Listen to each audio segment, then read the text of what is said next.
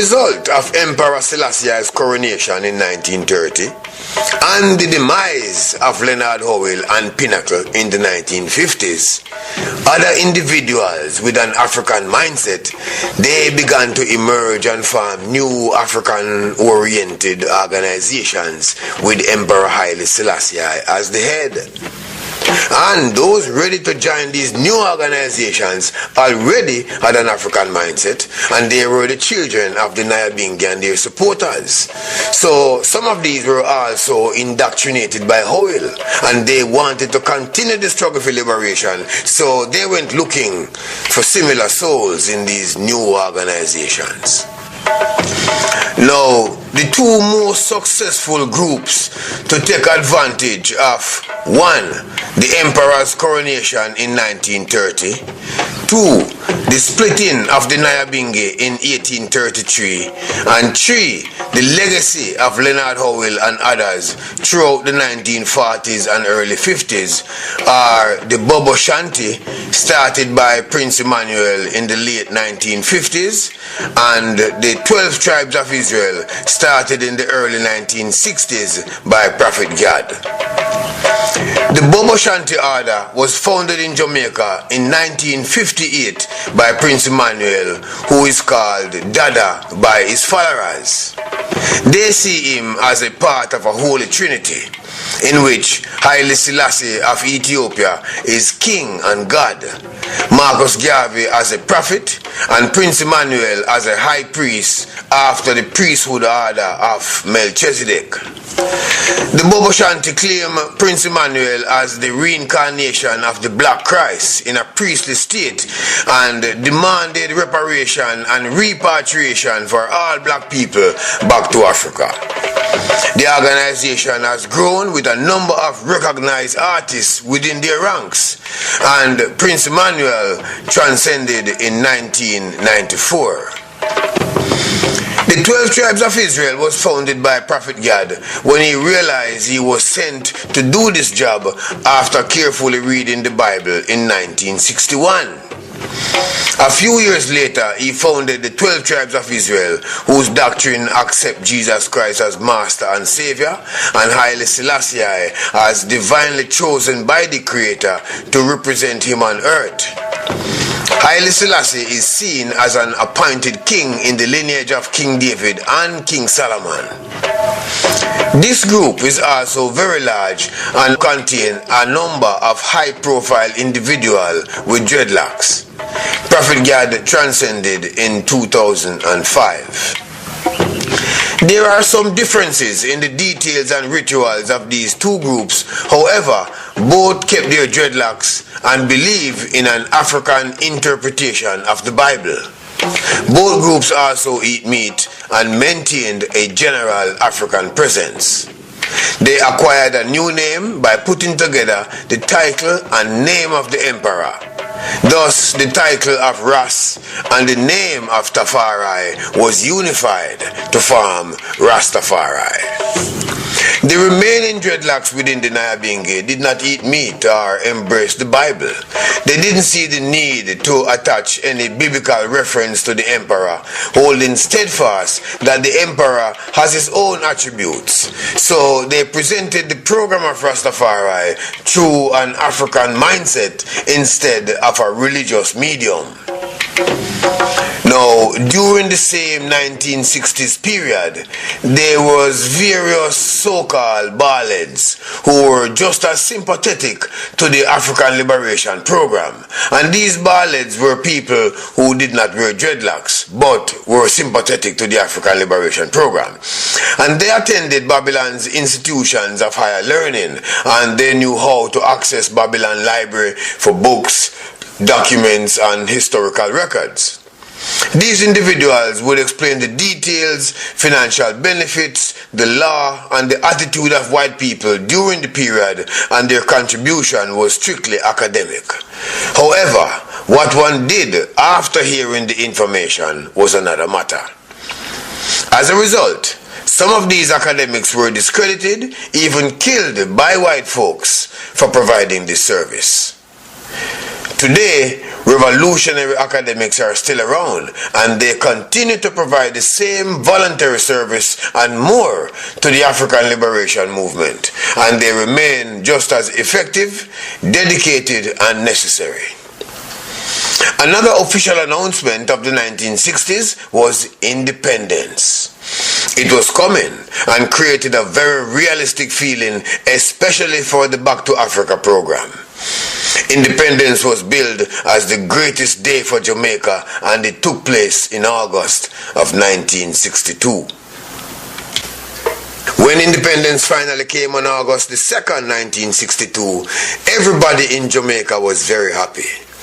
However, Rastafari remained skeptical. The half-breed children of the slave master knew that as soon as their fathers left, they would be in charge. They were right. These half-breeds were the only ones qualified to continue the system of oppressive government their fathers had introduced. So, at independence, Jamaicans were very happy. We ignored the fact that the seeds, yes, the seeds of the colonizer was in its place. We thought that since they were born in Jamaica and being a half-breed, they were not completely white. Their blood connection to our recent oppressor did not come to mind. Subsequently, Jamaica's independence brought forth a half-breed leader with the heart of the colonizer. That man was Alexander Bustamante, leader of the Jamaica Labour Party, the JLP. The other party was the People's National Party, the PNP, led by his cousin. Yes, you heard right. His cousin, Norman Manley. Norman Manley would later tell the people to report any unusual movement of Rastafari to the authorities. He's also the father of Michael Manley. Bustamante was a mulatta who wished he was white like his ancestors. He hated Rastafari for reminding the people about their African heritage and for refusing to bow and to accept the authority of the Queen of England. In 1963, 1 year after independence, Buster continued the condemnation of Rastafari by destroying a Rasta community called Coral Gardens in Montego Bay. The destruction, known as the Coral Gardens Incident or Bad Friday, and this had Bustamante telling the police to bring in all Rasta who we call Black Heart Man, bring them in dead or alive. Let's listen to a report from one of Bustamante's victims. They call Holy Thursday. It was that time I reached Barnet, 14 Barnet Street. When I reached there, Bustamante start to gather soldiers and police in abundance to search for Rasta. When I reached the station, I see a bulk of people. Rasta and who is not Rasta is there. Beating is going on from all angles. They have a long hose that they turn on, use and to water the place there. So it have a piece of iron down here, and it have a piece up here where you screw on the pipe. So them turn on the pipe now, and the water running through the hose. And them put us down to kneel down in a gutter way and start to beat. With the hose? Yes, with the hose and big stick and all different type of... So they turn on, what are they doing with the water? When them lick you and the blood start flow, they turn on the water and wash with the blood. What a wicked act. At that time now, Bustamante never come down. Thursday now, Friday morning, which is the time of crucifixion, Bustamante come down. The Good Friday for them and the Bad Friday. Yes, and the Bad Friday for her. Yeah. Bustamante come down now with a battalion of police more police more than soldier. And them start to beat. And them have a beating in front of Buster now? Right in front. The Prime Minister witnessing the beating? Right in front of Buster Manty. Who the beating? Please? Just everybody that get beaten? Everybody who is inside getting beaten. You have 9 cells round by 14 Barney Street. And from the first one to the 9, it's packed with people. And people still coming in. So as you come in, you start to get beaten from both sides. Soldier here, police here. Who no butt you, box you. Who no kick you. Them do every type of thing to us at that time. Buster Manty was there. And he said to them, say, beat them, and let them say Rastafari and Babylon stand. And if I don't kill out Rasta out of Jamaica, God will blind me. So you heard when Buster said that? I heard that with my ears, Sister Angela. Bongo Frank, you heard that with your I ears? heard that with my I ask you this, Bongo Frank, because we hear this all the while. And at first we are talking to somebody who actually hear it with them. I heard that with my ears. Yes. Empress Angela. Tell us what him say again. Buster Manty. Tell us what the Prime Minister said. Buster Manty is the Prime Minister. He has on a cream serge pants, a striped blue shirt with white background. He has on a black water boot, and the bottom of it red. He had a 22 in his side.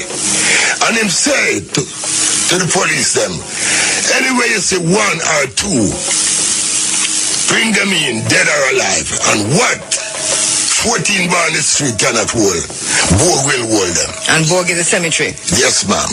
So, while we were there now, I witnessed the cell that I was at, number 1 cell. 35 person in 1 cell. You cannot lay down, you cannot sit up. You have to stand on 1 foot. And when that foot tired, you stand on the other one. 35 person. 35 person in 1 cell. And that cell can hold about how much people? It can hold more about 20 or 35. So you have to stand up 1 foot at a time. And how long you stand up like that in a cell? No, you can't stand up no long time, you know. So you have to stand on the foot and ease it, and stand on the foot and ease it. The man who sit down, if him get up, him can't go back at that space. The man who stand up, and if him try to get a seat, him can't find by the same space the part him come from. Buster Manty take us out, and he tried to transfer us from 14 Barney Street to Hanover, the barrack prison. I was there for 3 months. Tore us from 14 Barney Street to Hanover, the barrack prison. I was there for 3 months without trial. And being in every one of the stations that you go to. No mercy never sure to Rasta at that time. Buster Manty look upon the people and say, Buster say, if him don't kill out the Rasta people and ganja out of Jamaica, God must blind him. So that time now, the massacre was too terrible to talk about. For there was no one who don't feel pain. If you have the smallest piece of beard, you're going to get a beating. And if you go into a barber shop and you are not a Rasta, you go into a barber shop and come out and the policeman see you and say you just trim, you're going into jail. I'm saying you go and trim to hide yourself. So at that time, Empress Angela, we were, I can't tell you this time, for it hurts so much that I feel it in all my heart. I see it on you, my brother. I feel it in all my heart. I see it on you, my father. It's a judgment upon the land. Fireman. God. The big man, a ball man. Look here, man. Rastafari. This report was featured on IRFM Running African program in 2013. Imagine him, man. What a wicked act. If this could happen to Rasta in 1963, what would Paul Bogle say happened to him 100 years before that, in 1863, and he was not a Rasta? What would Sam Sharp say was happening 100 years before that, in 1763, and he too was not a Rasta? How about in 1663? What would Queen Nanny's report on our condition be? Imagine what all of us went through on those slave ships when none of us had locks in 1563. So whether we have locks or no locks, we all suffer the same fate. The guilt of the guilty was so strong that some of them know that it's only God can save them. Only God alone could cure them of their wicked ways. And many of them who took part in our enslavement, some of them wrote letters to God asking for forgiveness. And one of those letters that became very popular is titled Amazing Grace. It is now a song. So in 1963, when we used the currency of our oppressor, the British, a reward of 1 guinea, which is £1 plus 1 shilling, was offered for the capture of any Rasta. Subsequently, Rasta was hunted, captured, beaten and imprisoned without charge for months without mercy or redress. And due to the frequency of these raids, the Rasta woman was instrumental in massing and protecting her kingman from the authorities. Her contribution and pain in our liberation movement is immeasurable.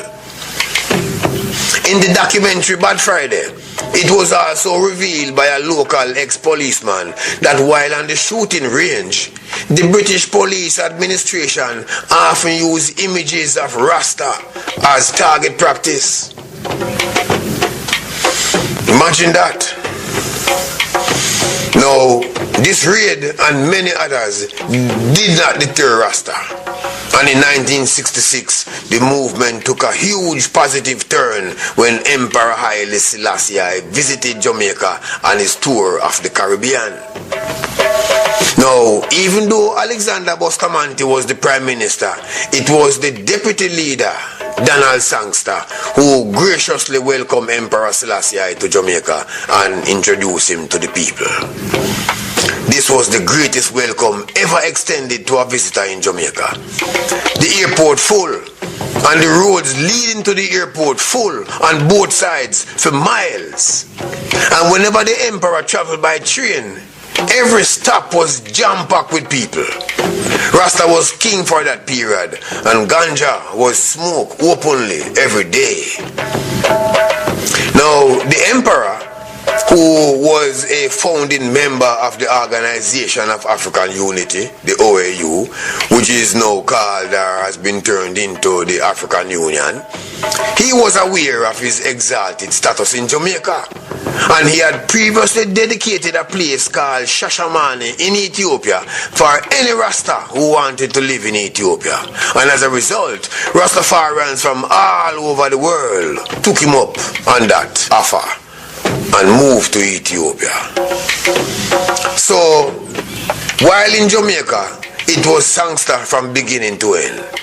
Sangster went everywhere with him as he wined and dined at King's House and other places with the mostly half-breed hypocrites of Jamaica who pretended to love him. Sangster appeared comfortable, sincere and enthusiastic in presenting the emperor. Maybe he appeared too genuine. Now, after meeting with Buster one time, Selassie and Bustamante never meet again. But how could they? Bustamante had a history of brutalizing his supporters. Now, the next year, Bustamante resigned and Donald Sangster became the Prime Minister.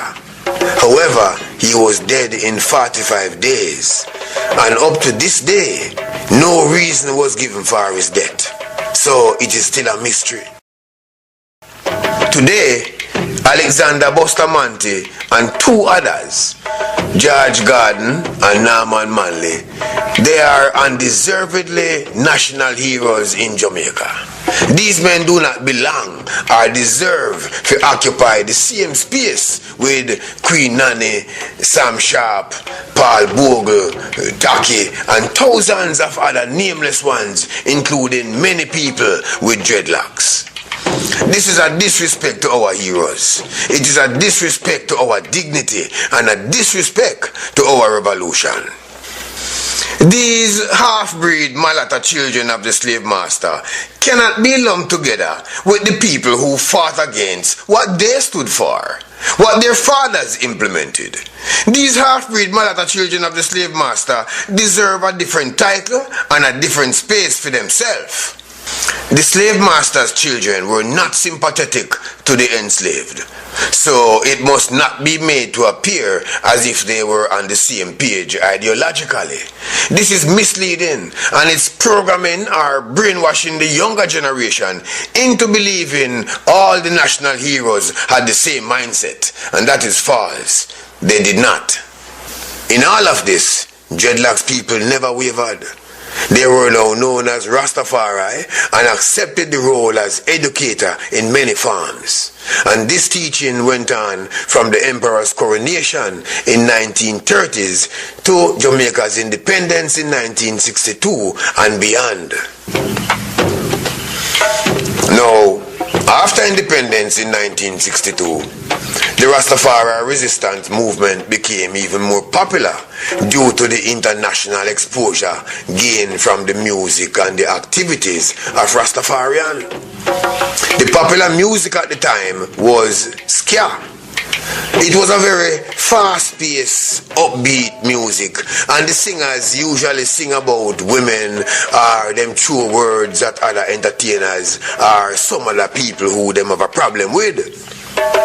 Now, due to the influence of Rasta, who focus on the drums and our terrible condition, the beat slowed down. The lyrics became revolutionary, spiritual, inspirational, more meaningful. Reggae music was born, and it carried a message of history, culture, and liberation.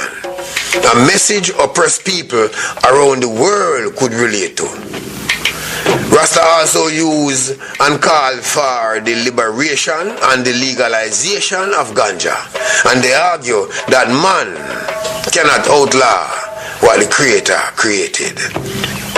So, in doing so, Rastafari placed themselves on the map, bringing Jamaica with them, and this continued for decades. Now, because of this direct exposure, the Jamaican private sector, who are mainly the half-breed children of the slave master and who always fight against Rastafari, they continuously reap enormous financial benefit that they do not deserve or share. Now, over the years, Rastafari have been infiltrated by other races, by media, big money, and mental weakness. And in some areas, it is very clear that ice was added to the juice. However, in all of this, Rastafari remains the vanguard of Abyssinia and a wing of the Nyabingi order, whose motto is still death to the oppressor in high and low places. Rastafari teaches that we are born free and we must refuse domestication by the kidnapper. Rastafari oppose the kidnapper, oppose the culture of the kidnapper, and reject his religion. And in this religion, the kidnapper presents an image of himself as the true and living God. What madness! So, for these reasons and more, Rastafari was hated by those terrorists from Europe. The teachings of Rastafari allowed many to cast aside the misguided and dangerous belief that Africans work with the European invader to capture and sell themselves into enslavement. Rastafari knew this was a lie, that it was a story made up by the kidnapper so that he could escape the full judgment, the full penalty for robbery, rape, and genocide. In contrast to the Nyabingi, Rastafari is a non-violent vanguard of our African history and culture, and single-handedly maintained our African characteristics not from the teachings of white folks, but from the souls of those who were abused and murdered. We got it from our essence that emanated deep within our genetic substance, way down into our ancestry. Rastafari, in teaching self-worth and preservation, rescued the minds of many potential victims who otherwise would have fallen into the trap laid by the slave master to reduce the African state of self and to discourage the emergence of leaders who could release our people from bondage. Rastafari is an international voice of African resistance against aggression, oppression, and exploitation from the European, the Arab, and any other. Upon sight, Rastafari serve as the immediate memory of Africa, much to the displeasure of the Queen of England, the Pope of Rome, and other colonial powers. And if not for Rasta, black people would not be aware of a history outside of what was taught to them by white people who brutally captured their ancestors from Africa for profit. Today, as Rastafari is being reinterpreted by some as a religion, we have some clean-shaven people with locks who call themselves Rasta. They shave their moustache and beard because they do not want to look too dread. Some have grown very heavy, even fat. They eat meat or tolerate its consumption. Other members of this new, evolving, some of them educated class, they associate willfully with the enemy. Some even procreate with the daughters of men, giving Rasta a bad name. However, outside of the revolution, Rastafari is God's gift to the world. Rastafari is the protector of earth and its species. As such, they are in harmony with all elements of the earth. Rastafari activities will always stand out as a shining light in relationship to that of regular people. The behavior and activities of Rasta comes directly from the creators who created us and gave us a brain, and from no one else, especially those who practice kidnapping, theft, rape, and murder, those who took us away and brought us to many lands across the seas. In conclusion, Rastafari remains a lover and respecter of life. As such, Rastafari do not eat flesh. They do not keep animals captive, kill or sell them as food. They do not wear leather or use animal products. In other words, Rastafari will not do to the animal what white folks did to us. Rastafari teach a philosophy of peace, love, and harmony, and communicate with all forms of nature. Rastafari is always engaged in positive reasoning or taking action against misinformation and injustice meted out in Africa and to the African people all over the world by European terrorists. Since its inception in the late 1930s, Rastafari focused on repatriation and reparation, and unlike the Nyabingi, it remains a visible, non-violent force that Europe has to reckon with in their continued desire to control Africa and the African people, and Rastafari never abandoned that duty. As such, we praise their work continually. Today, in 2015, as we look at certain events in Africa and in the Caribbean, as we face various and repeated atrocities in Canada, in America, England, France, Spain, as a matter of fact, all over the wide world, we have to conclude, we must conclude that the motion of services the Nyabingi specialized in and which finally took us to abolition in 1833 is needed right now. It was that motion that drove out the invaders in Liberia, in Angola, in Mozambique, in Kenya, and all across Africa. Charles Taylor, Fidel Castro, and others are hated because they use these motions to succeed. And these acts were seconded by Amilcar Cabral in Guinea, President Mugabe in Zimbabwe, Busa in Barbados, Zumbi in Brazil, Kofi in Guyana, Dessalines in Haiti, and many others across Africa and elsewhere. As we face new atrocities from the legacy of European Christianity and Islam in Africa, the original Nyabingi order must be resurrected as our first line of defense and offense. Ashe.